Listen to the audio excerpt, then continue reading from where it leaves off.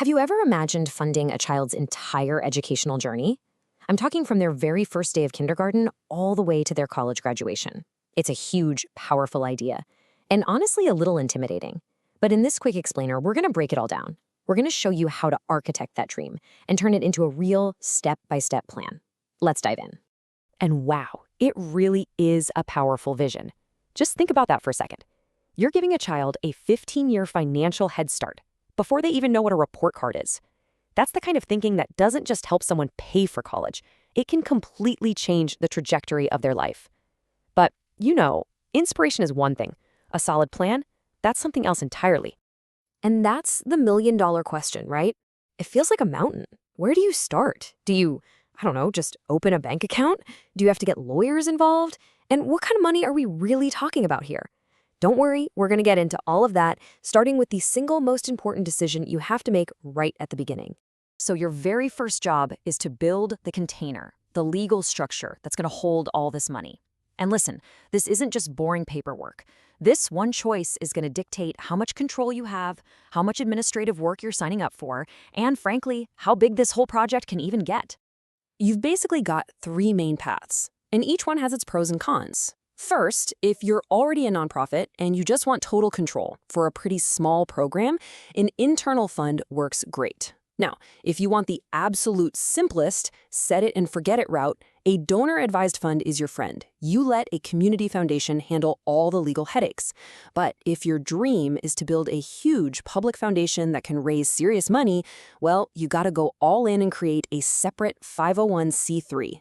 The key here is just to be honest about your resources and your ambition. Okay, so once you've picked your structure, it's time to talk about the fun part, the money.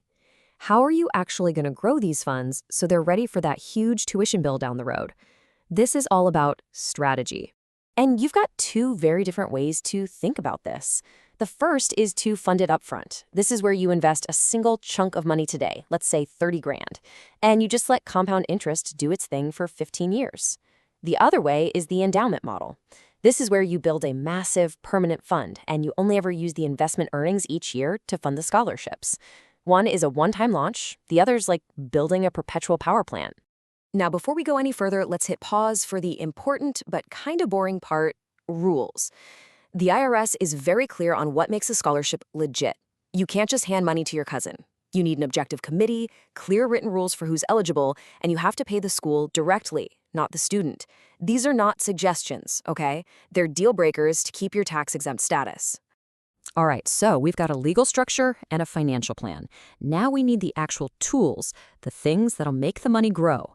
And that means we need to talk investments. What kind of fund should you even be looking for? The term you're going to hear over and over is a conservative growth fund. Now, this is not about risky, high-flying stock picking. Think of it as a balanced portfolio, a mix of stocks and bonds.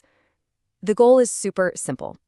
Grow the money faster than tuition costs go up, but without the wild market swings that give everyone a heart attack. It's the whole slow and steady wins the race strategy. So how do you actually find a good one? Here's a super simple 3-point checklist. First, low fees. Look for funds with an expense ratio under 0.5%. High fees will just silently eat up your returns over 15 years. Second, check the Morningstar rating. Think of it like a Yelp review for investments. You want 4 or 5 stars. And third, look at the asset allocation. You just want to make sure it's a healthy mix, not too risky, not too sleepy. Okay, quick word of caution here. You might have people telling you about more complicated financial tools, like something called an Index Universal Life Insurance Policy, or IUL. People sometimes pitch these for goals like this, but you got to be careful. They often come with really high fees, super complex rules, and they are definitely not a simple substitute for a regular investment fund. This quote right here, it just nails it. An IUL is not the harvest. It's not the money you're going to pull from every year. It's a legacy seed. It's a tool for the long term, designed to give a huge boost to your main fund decades from now. So a much smarter way to think about it is this hybrid model. Your main engine, your day-to-day workhorse, is the endowment. It's invested in those simple, low-cost funds, and it pays out scholarships every year. The IUL, that's like a secondary booster rocket. Its only job is to deliver a big, tax-free payload way down the line to make the main endowment even stronger. It's a supplement, not a replacement. Okay, final section. We've covered the structure, the financial strategy, and the investment tools. Now let's bring this all home. Let's make the numbers real and show how you can take this giant vision and shrink it down to something you can actually start today. Let's make this goal a little more bite-sized.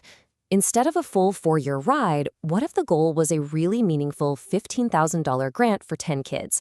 Okay, so your total goal in 15 years is $150,000.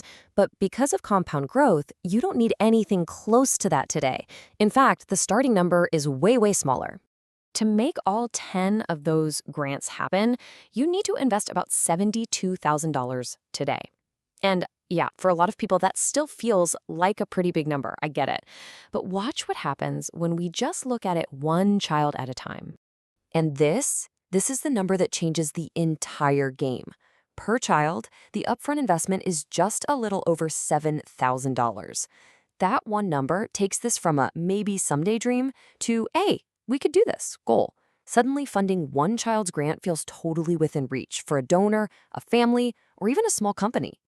And that right there is the magic of combining smart financial planning with a long timeline. You're not trying to raise 150 grand tomorrow, you're just planting a much smaller seed, about 7 grand, and you're letting time and the market do all the heavy lifting for the next 15 years.